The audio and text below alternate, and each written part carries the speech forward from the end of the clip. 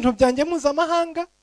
We muri we ijoro n'amanywa, uyu nguyu uri mu rwego rwa gatatu, ikintu abatekereza uko bukeye n'uko bwije, aba arimo atekereza ahantu hari umuryango wamukingukira. We ntago akirimo gushakisha, we ntago akibyuka azenguruka ashaka ibi ashaka ibi ashaka ibi. We igitondo n'umugoroba ijoro n'amanywa aba arimo yibaza ngo nuhe muryango ngiye gukingura. Kuko iyo umuryango umwe ukingutse mu buzima bwiwe, akorera ibintu bizamubeshaho nk'imyaka 20 iri imbere. Undi muryango wakinguka rimwe mu buzima bwiwe, agakora ibintu n'abuzukuru be bazajyaho. Undi muryango wakinguka mu mibereho yiwe, agakora ibintu n'abuzukuruza bazajyaho.